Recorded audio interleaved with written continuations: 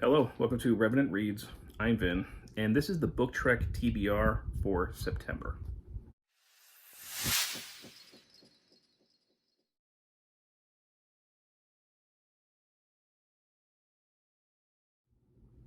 So, Book Trek is an event that I've been spearheading, but I've got some great co-hosts going along this journey with me.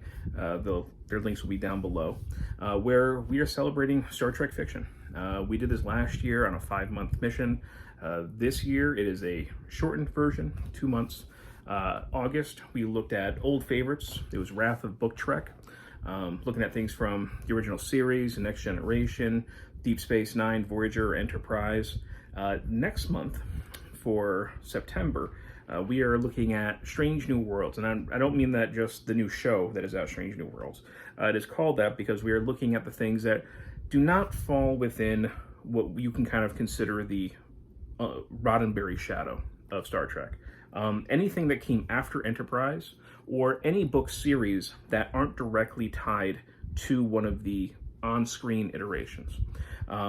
So it can be anything from the Abrams movies, it can be the new stuff under Kurtzman Trek, like PICARD, Discovery, etc. And there's also book series that don't have any kind of on-screen version. Those are fair game as well. Along the way also, I have a bonus mission for people who want to take it to try and read a nonfiction work of science. So I figured I'd just show very quickly what I plan on reading for September, at least what I have at hand. As you can see from these empty shelves, and if you've been following my channel at all, I'm kind of caught in a nightmarish limbo mode of trying to move houses, selling my house and buying a new one. So my library is packed away into boxes right now. But I did leave a couple of books out, thankfully, because this has gone on way longer than we expected it to, in anticipation of Book Trek. So I'm going to show you those 2 books. I'm not going to be limited to these. I might add more. I'm going to try and read another science book for September as well, but at least the 2 Trek books I can show you. So the first one I'm going to get to in September is Star Trek Prometheus, Fire with Fire. So this is a series about the USS Prometheus, which I've not read anything from this series before, and this is not the first book. I believe this is the 3rd book. Now, I have this because last year when I was in Lancaster County, Pennsylvania on a family vacation, I went into a kind of discount bookstore and it was there for like just a buck or 2 or something. So I grabbed it then. This is a ship. From what I understand, the Prometheus is kind of it's almost like a heavily armored warship for the Federation. So I think it's called in when you need the big guns.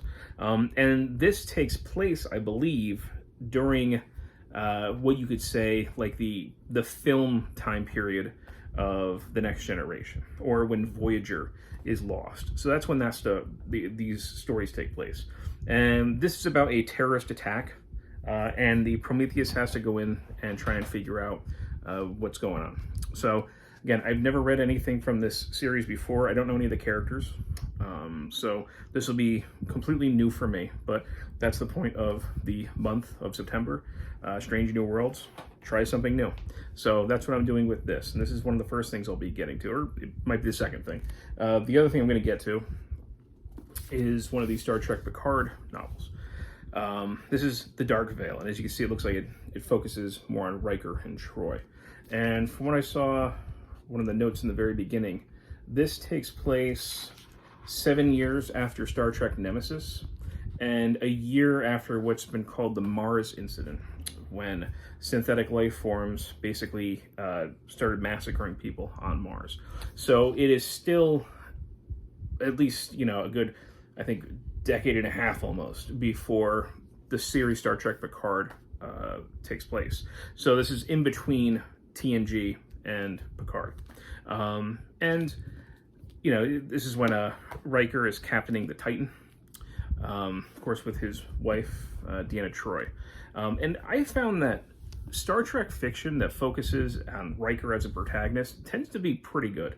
I think whenever the show is on, it's hard to not see like Patrick Stewart as the star, because he has a caliber of acting and presence that nobody else on the show can really match. And I think that Jonathan Frakes he's a perfectly fine actor. He's not gonna blow you out of the water. And Riker has some really good episodes, certainly. But I think when it comes to fiction, Riker ends up, often for me at least, being a really good kind of main protagonist. He's a little bit more everyman than somebody like Picard. A little more, adventurous. A little more of a, little Kirk-like. So you can picture him punching people a lot more. And his relationship with Troy is also made for some interesting fiction in the past as well, like Imzadi, which I think is a pretty decent Trek novel. So I'm looking forward to this. At the point that I'm filming this, I am halfway through watching season 1 of Picard. I watch Star Trek with my wife. It's one of our bonding rituals, I guess you could say. But it takes us a long time to watch things because there's a lot of other things that we try to watch as well, and we wait for the kids to go to bed, and so we never binge through series very quickly. So we're about halfway through Picard, and so far I'm enjoying it. I am liking it. I read the first Picard book, The Last Best Hope, which I thought was pretty good. I liked it. It's definitely not a typical Trek novel. It's not an adventure novel, really, in any way. It's much more about bureaucracy and how political maneuvering can, kind of manipulate and override people's ethics and scientific data, those sorts of things. So I'm interested to see where they take this story. If it's going to be more like that, if it's going to be more like political maneuvering, or if it's going to be more of an adventure novel. We will see. So these are the 2 that I plan to definitely get to in September.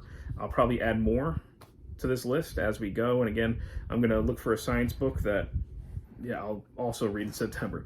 If you're participating in Book Trek, I'd love to hear what you're reading. And if you've read either of these, I'd also love to hear about that. But as always, thank you, BookTube.